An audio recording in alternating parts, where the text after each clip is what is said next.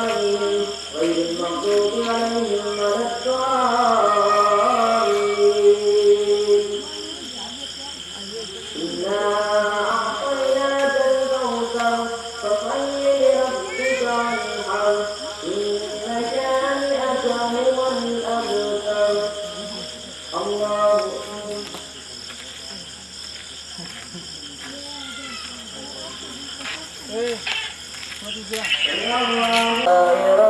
ربكما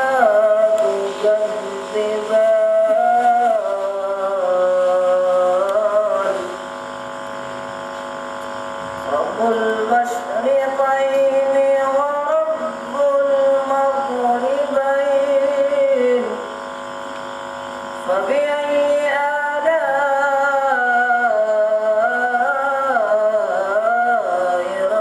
ربكما تكذبان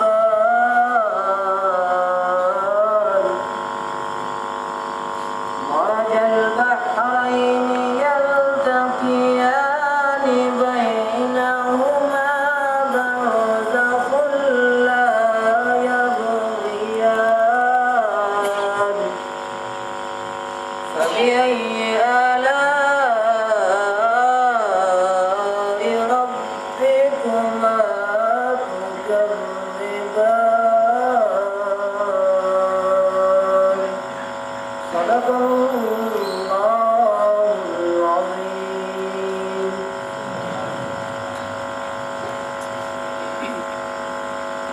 بمصطفى برسان خیش راکبی ہموز اگر دو نرسیدی تمام دول حدیث اور ہزار بار بشوگن تہم دمشق و گلاب غنو نام تو گفتن کمال بے ادبی خدا کا ذکر کرے اور ذکر مصطفیٰ نہ کرے ہمارے منہ میں ہو ایسی زبان خدا نہ کرے بارگاہ سرور کونین صلی اللہ علیہ وآلہ وسلم میں نذرانہ عقیدت پیش کرنے کے لیے گزارش کرتا ہوں محترم ڈاکٹر اظہر الحسن نعمانی سے تشریف لائیں ڈاکٹر اظہر الحسن نعمانی کہ وہ مائل کرتا ہے دائی قرآن کی طرف مائل کرتا ہے اور مائل کرنے کے بعد جب کوئی انسان جب کوئی فرد قرآن کی طرف مائل ہو جائے پھر اس کو اس بات کی طرف قائل کرتا ہے کیونکہ مائل کرنے کے بعد اگلا سٹیپ ہوتا ہے قائل کرنا اور قائل کرنے کے بعد اس کو پھر گھائل کیا جاتا ہے کہ قرآن کے رنگ میں اس کو رنگا جاتا ہے کہ جو کچھ تم نے سن لیا جو کچھ میں نے تمہیں قائل کرنے کے لیے بتایا تھا تم نے سارا قرآن سن تو لیا اب اس کا تقاضا یہ ہے کہ تم اس کو اپنی زندگی میں اتار بھی دو کیونکہ قرآن کہتا ہے کہ جھوٹ مت بولو قرآن کہتا ہے کہ چوری مت کرو قرآن کہتا ہے کسی کو دھوکہ مت دو قرآن کہتا ہے کہ دغا مت کرو قرآن کہتا ہے کہ لین دین میں درستگی رکھو قرآن کہتا ہے کہ امانت میں خیانت نہ کرو قرآن کہتا ہے کہ کسی کو دکھ نہ پہنچاؤ قرآن کہتا ہے کہ دوسرے کا حق نہ چھینو اگر یہ ساری چیزیں تم نے چھوڑ دی تو پھر تم نے کیا عمل کیا قرآن تم نے قرآن سن تو لیا ہاں سننے کا حق تو تم نے ادا کر لیا لیکن تم نے قرآن کو اپنے اندر جاگزی نہیں کیا جاگزی نہیں کیا اس لیے تم نے عمل نہیں کیا اگر عمل نہیں کیا تو تمہارا پڑھنا بیکار ہے کیوں کہ قرآن صرف پڑھنے کی کتاب نہیں ہے ہم نے قرآن کو عمل کی کتاب بنانے کی بجائے اس کو وظیفوں کی کتاب بنا دیا ہے ہم نے قرآن کو ایک انقلابی کتاب سمجھنے کے بجائے اس کو صرف ثوابی کتاب بنا دیا ہے ہم نے قرآن کو ایک علمی کتاب سمجھنے کے بجائے بے علم اور بے اہمیت کتاب سمجھ لیا ہے معاذ اللہ استغفر اللہ قرآن مجید جو کہ زندہ قوموں کا دستور تھا جو کہ قرآن لوگوں کے اندر اور لوگوں کی روحوں کے اندر زندگی پیدا کرنے کے لیے آیا تھا یہ وہ قرآن تھا جو تو 1400 سال قبل لوگوں کی روحوں میں محبت مصطفیٰ کی اور عشق الہی کی زندگی پیدا کرنے کے لیے آیا تھا آج اس دور کا عالم یہ ہے کہ لوگوں نے قرآن کی تعلیمات کو بھلا لیا ہے ہاں مسجد کے اندر تو لوگ قرآن سن لیتے ہیں پورا ماہ قرآن پاک سنا جاتا ہے محبت سے پڑھا جاتا ہے اس میں کوئی شک نہیں ہے قرآن پاک سنا بھی جاتا ہے پڑھا بھی جاتا ہے لیکن افسوس اس بات کا ہے کہ جب قرآن پاک سن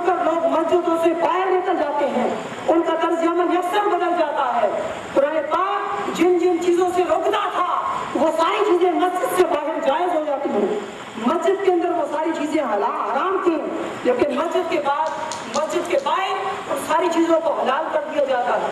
کیوں؟ کہ ہمارا تعلق قرآن سے مضبوط نہیں. ہمارا تعلق قرآن کے ساتھ وابستگی ہماری اتنی کٹ چکی ہے کہ ہم نے صرف قرآن کو تاج میں سجا کر رکھ دیا ہے. ہم نے قرآن کو صرف مردوں کے لیے رکھ دیا ہے. ہم نے اس کو چومنے کے لیے رکھ دیا ہے. ہم نے اس پر عمل نہیں کیا. ہم نے اس پر عمل کرنا چھوڑ دیا ہے. سو آج قرآن نے ہمیں، آپ خود دیکھیں، آپ معاشرے کا ذرا جائزہ لیں، آپ اپنے گریبانوں میں آپ اگر جھانکیں. کیونکہ میں یہ بات کر رہا ہوں، کچھ لوگوں کو ہو سکتی ہے بری لگے، لیکن میں انتہائی مختصر اور آسان الفاظ میں یہ بات کرنا چاہتا ہوں کہ لوگوں، اگر ہم میں سے ہر شخص اپنے گریبان میں جھانکے کہ کیا ہم نے اتنا عرصہ گزر جانے کے باوجود قرآن پاک کی تعلیمات پر عمل کیا؟ نہیں کیا.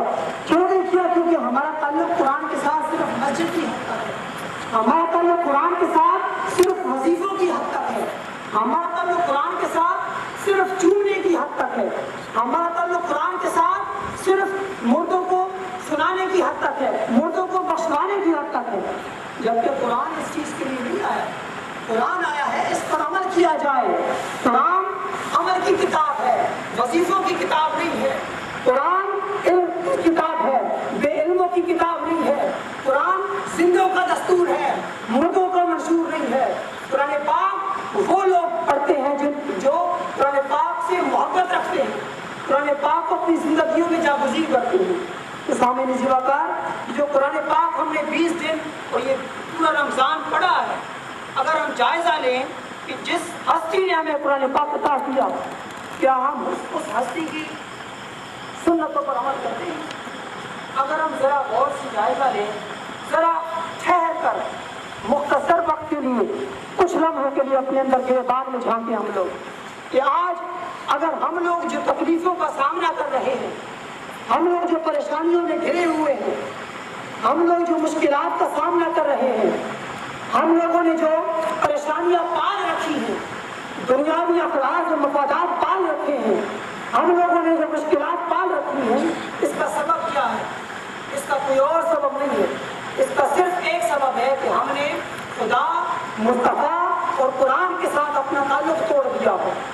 ہم نے جو قرآن ہمیں سیدھی راہ دکھانے آیا تھا، معاذ اللہ استغفر اللہ، اس قرآن کو پڑھ کر ہم لوگ گمراہ ہو رہے ہیں. قرآن کہتا ہے یضل بہ کثیرا ویہدی بہ کثیرا. کئی لوگ ایسے ہیں جو کہ قرآن کو پڑھ کر ہدایت پاتے ہیں، اور کئی لوگ ایسے ہیں جو قرآن کو پڑھ کر گمراہ ہو جاتے ہیں. حالانکہ قرآن تو ہدایت کی کتاب ہے. ہونا تو یہ چاہیے کہ قرآن کو پڑھ کر ہر کوئی ہدایت پائے، لیکن ایسا نہیں ہے. اللہ کہتا ہے کہ قرآن کو پڑھ کر کچھ لوگ ہدایت پاتے ہیں، کچھ لوگ گمراہی پاتے ہیں. ایسا کیوں ہے؟ ایسا اس لیے ہے کہ کچھ لوگ قرآن کو اپنے مفادات کی خاطر پڑھتے ہیں، وظیفوں کو پڑھتے ہیں،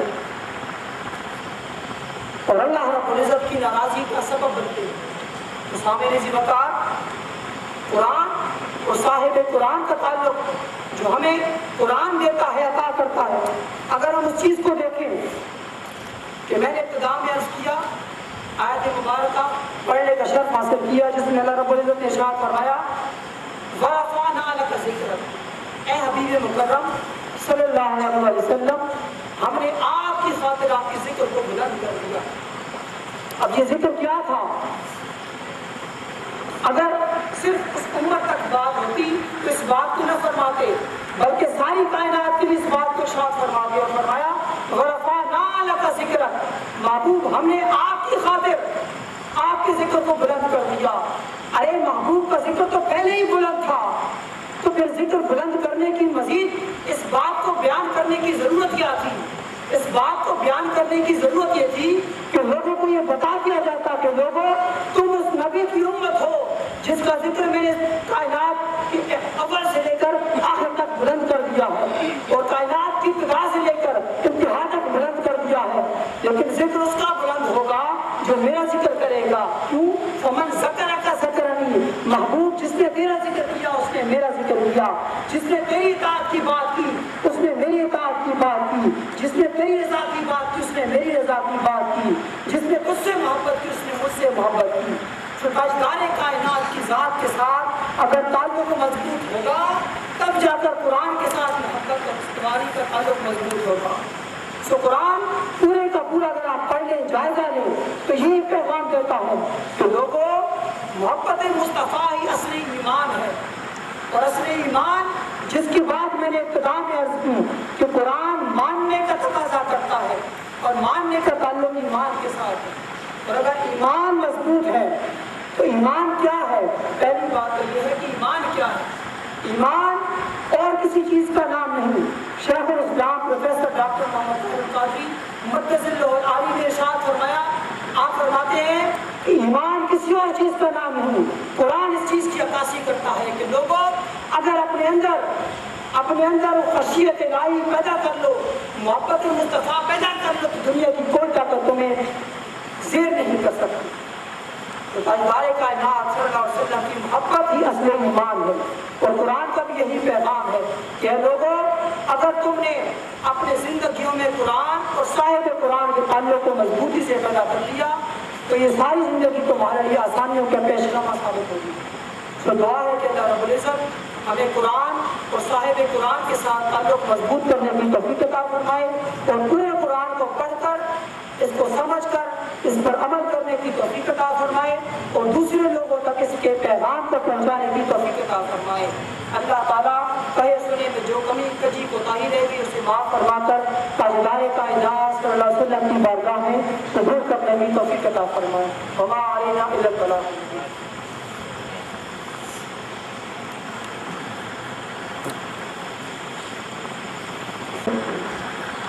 علامہ حافظ محمد عمیر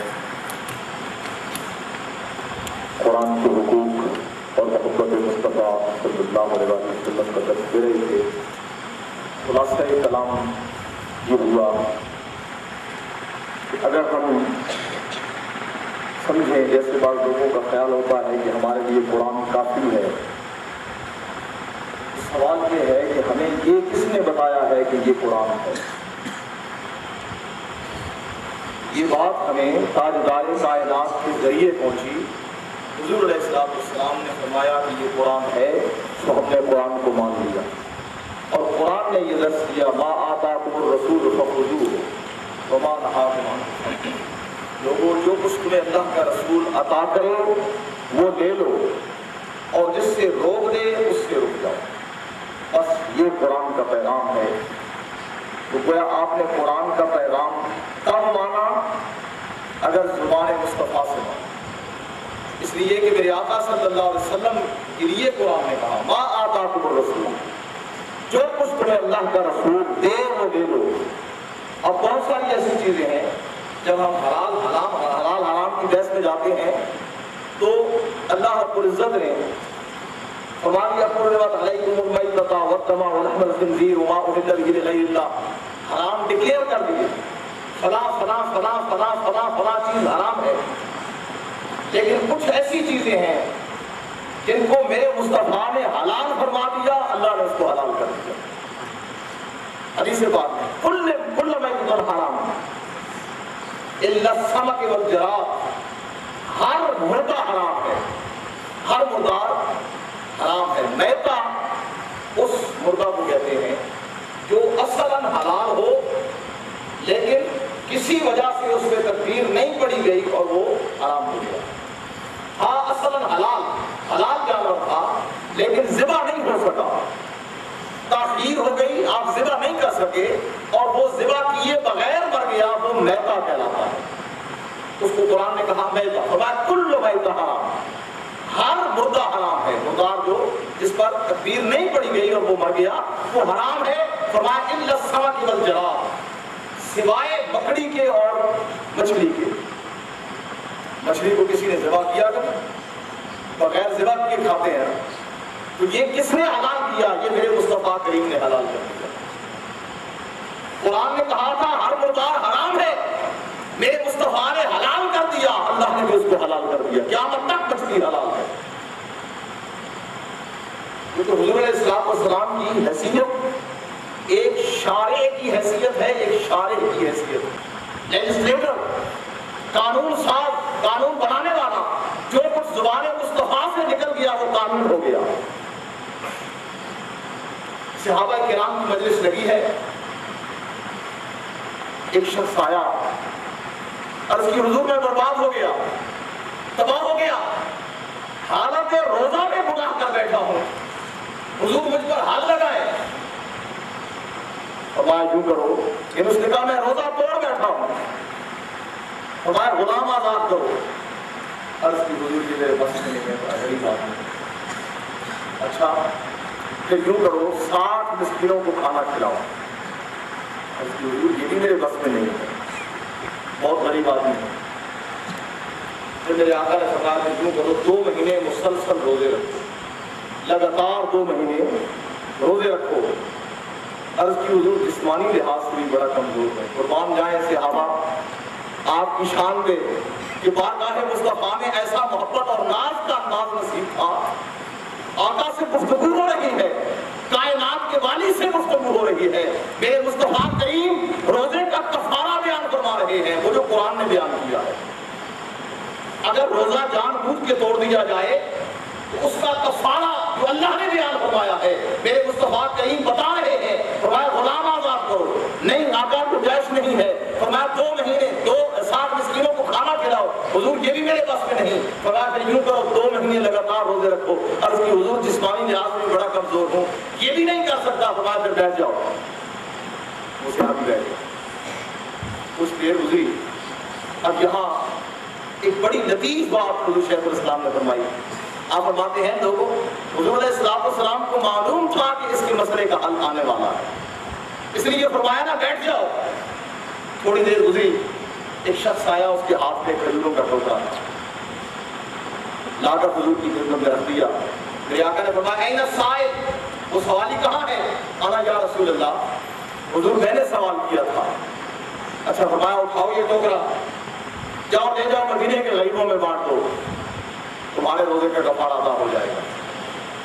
غلام نے وہ ٹوکرا اٹھا لیا، چل پڑا، چند قدم چلا، پھر واپس آ گیا، کہنے لگا آقا یہ مدینے کی جو وادی ہے نا، ان 2 پہاڑوں کے درمیان اس وادی مدینہ میں مجھ سے زیادہ غریب حضور کوئی نہیں ہے۔ حدیث پاک کے الفاظ ہیں فضحک النبی صلی اللہ علیہ وسلم حتی بدت انیابہ، میرے آقا صلی اللہ علیہ وسلم مسکرائے یہاں تک کہ آقا کے دندان مبارک ظاہر ہو گئے۔ آقا جب مسکراتے، آپ کی زندگی کا یہ معمول تھا، آپ اسمائل دیتے، مسکراتے، کبھی آپ کے دندان مبارک ظاہر نہیں ہوئے، یہ آپ کا انداز تھا۔ لیکن حدیث پاک کے الفاظ ہیں فضحک النبی صلی اللہ علیہ وسلم حتی بدت انیابہ، آقا اتنے مسکرائے یہاں تک کہ آپ کے دندان مبارک ظاہر ہو گئے۔ میرے مصطفیٰ نے مسکرا کے فرمایا جا یہ اپنے بچوں کو کھلا دے، تیرا کفارہ ادا ہو جائے گا۔ یہ میرے مصطفیٰ کی شان کی حیثیت ہے۔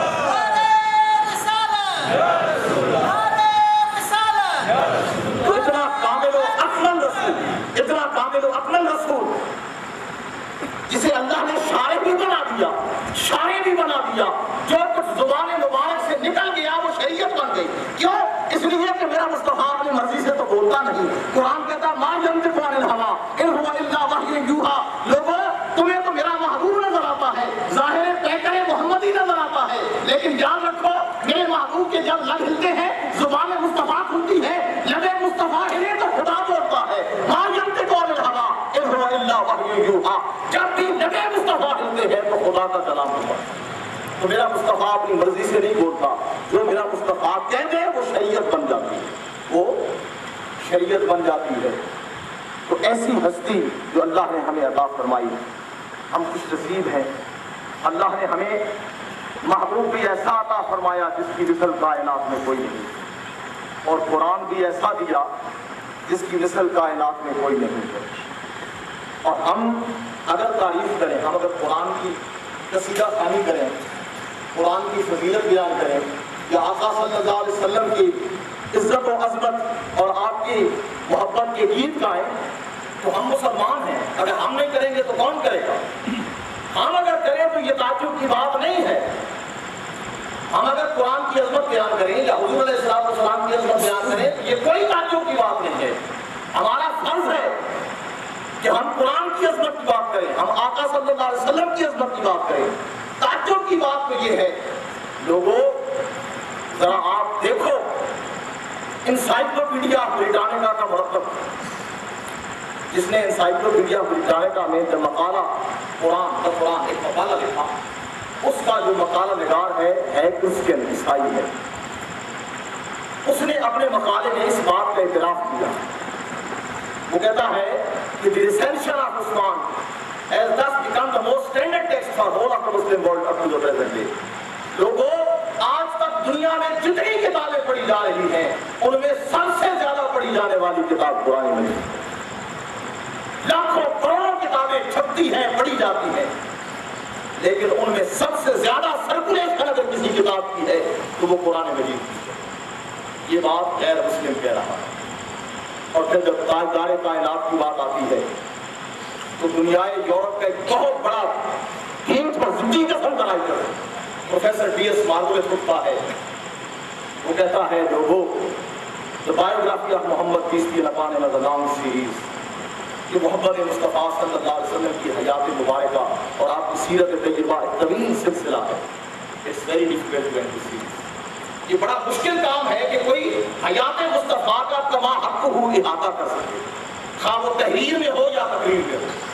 یہ انسان کے بس کی بات نہیں ہے. ہاں، ایک بات جو غیر مسلم کرسچن نے کہی، وہ بات سنہری حروف سے لکھنے کے قابل ہے. اس نے کہا لوگوں، بڑے بڑے لوگوں نے سیرت طیبہ پہ کام کیا ہے، سیرت مصطفیٰ کا کما حق ہو احاطہ کرنا یہ تو انسان کے بس کی بات نہیں ہے. ہاں، it would be a great honor to find place in this list. جن لوگوں نے سیرت مصطفیٰ پہ کام کیا ہے ان کی فہرست میں اگر نام آ جائے تو یہ بڑے اعزاز کی بات ہے. یہ بڑے اعزاز کی بات ہے.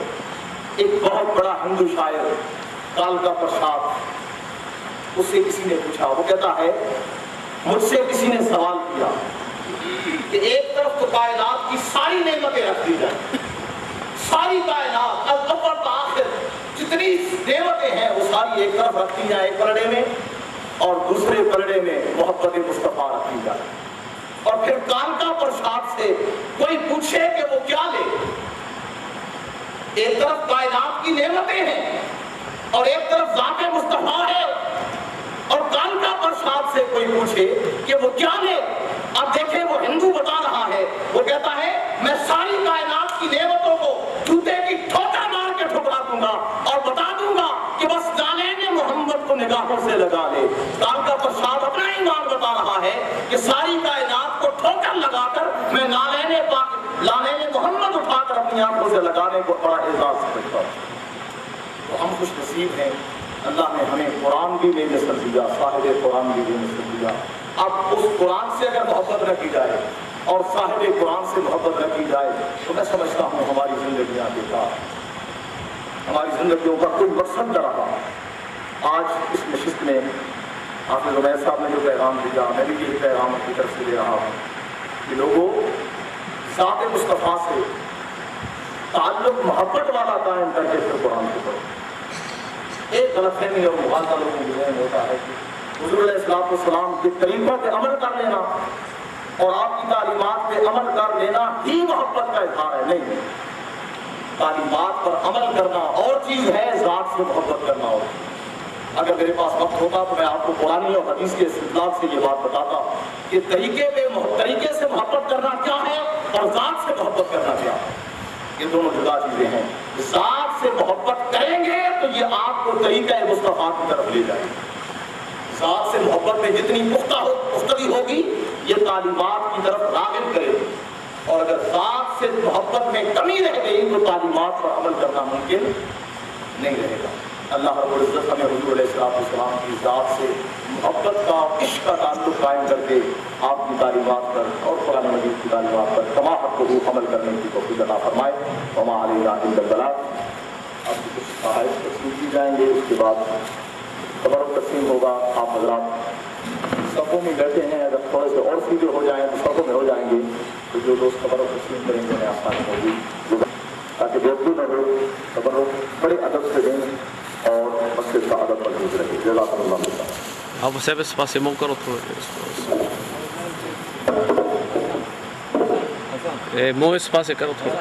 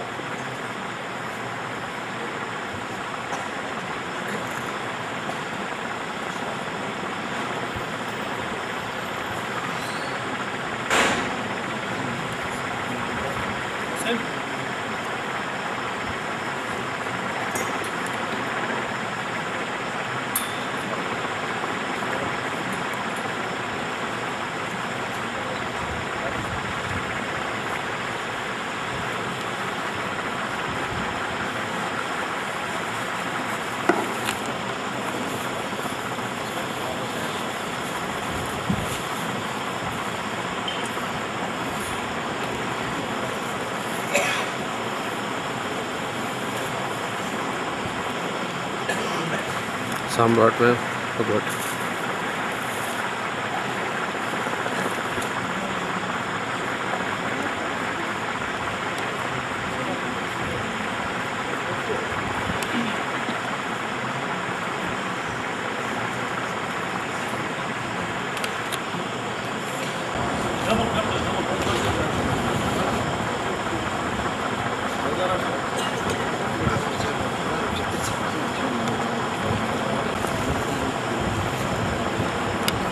ملون آپ سروس میں تھوڑا جائے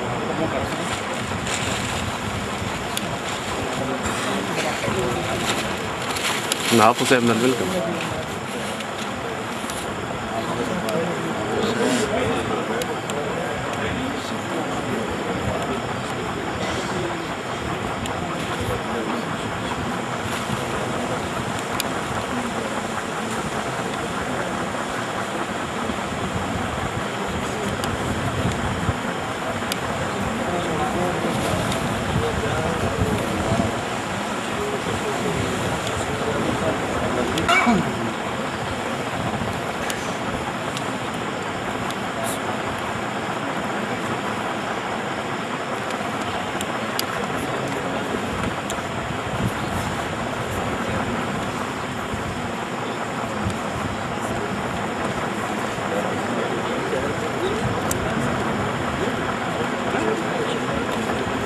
سام روڈ پر تو سائڈ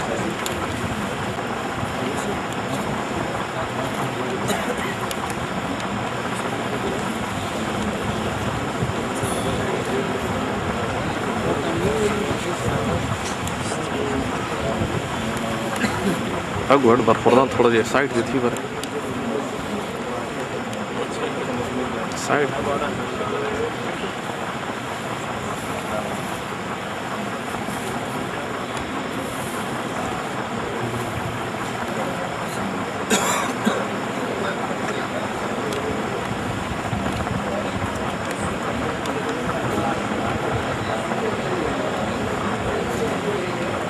ادھر آکن ہے ادھر سائڈ تھوڑا بچی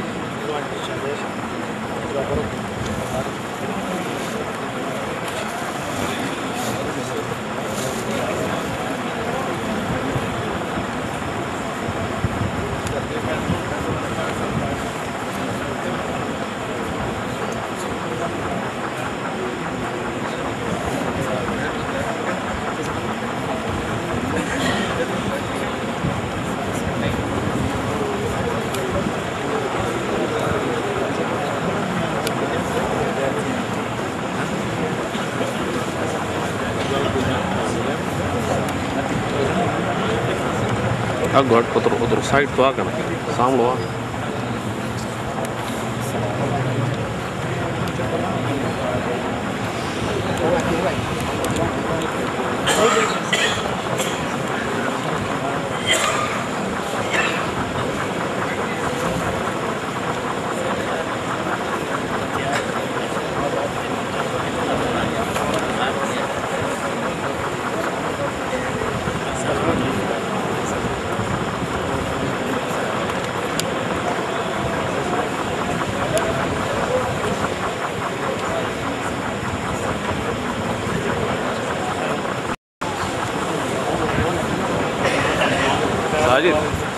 ساجد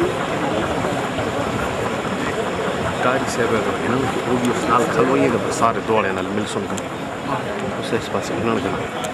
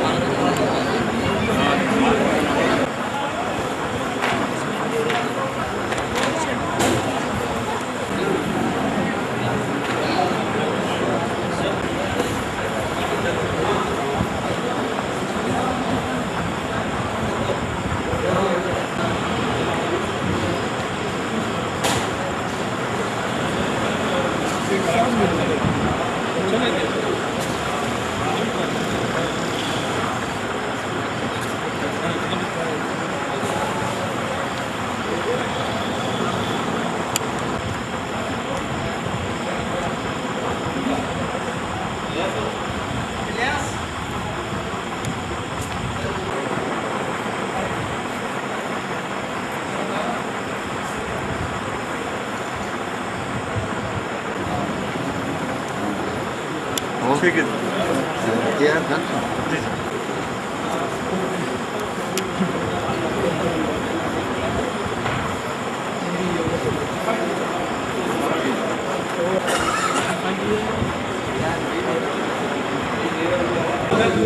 जी